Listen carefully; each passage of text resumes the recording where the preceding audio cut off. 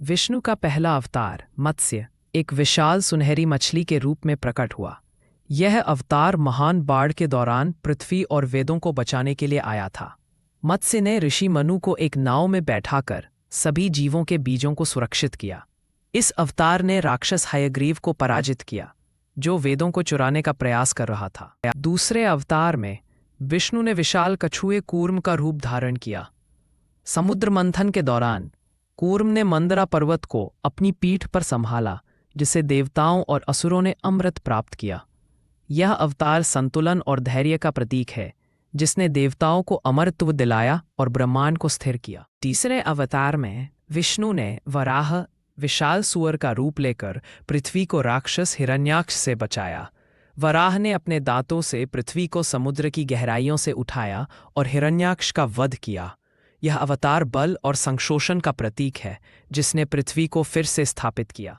चौथे अवतार नरसिंह में विष्णु ने आधे मनुष्य और आधे सिंह का रूप लेकर हिरण्यकशिपु का वध किया।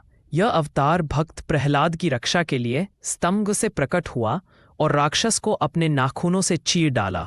नरसिंह अवतार ने दिखाया कि ईश्वर किसी भी रूप में आ सकता है। पांचवें अवतार वामन में विष्णु ने एक बौने ब्राह्मण का रूप धारण कर राक्षस राजा बलि से 3 पग भूमि मांगी।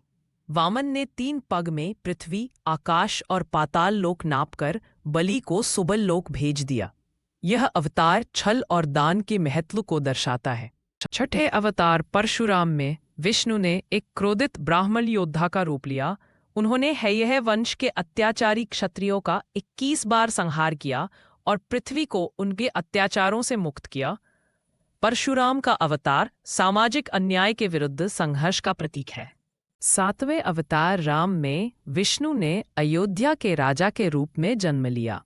उन्होंने राक्षस रावण का वध कर सीता को बचाया और 14 वर्ष का वनवास काटकर आदर्श राज्य राम राज्य की स्थापना की। रामायण की यह कथा धर्म और कर्तव्य का मार्ग दिखाती है। 8वें अवतार कृष्ण में विष्णु ने मथुरा में देवकी वसुदेव के पुत्र के रूप में जन्म लिया। उन्होंने कंस का वध किया, महाभारत युद्ध में अर्जुन को गीता का ज्ञान दिया और राधा के साथ दिव्य प्रेम का प्रतीक बने। कृष्ण का जीवन पूर्ण अवतार माना जाता है। 9वें अवतार बुद्ध में विष्णु ने सिद्धार्थ गौतम के रूप में जन्म लिया। उन्होंने अहिंसा, करुणा और मध्यम मार्ग का उपदेश दिया। बुद्ध ने वैदिक यज्ञों के अत्यधिक पशु बलि का विरोध किया और आत्मज्ञान के मार्ग को प्रशस्त किया। यह अवतार आध्यात्मिक जागृति का प्रतीक है। 10वें और अंतिम अवतार कल्कि अभी आना बाकी है। पुराणों के अनुसार कलयुग के अंत में विष्णु एक सफेद घोड़े पर सवार होकर आएंगे और धर्म की पुनर्स्थापना करेंगे। कल्कि अवतार अंधकार पर प्रकाश की विजय का प्रतीक होगा और नए सतयुग का सूत्रपात करेगा।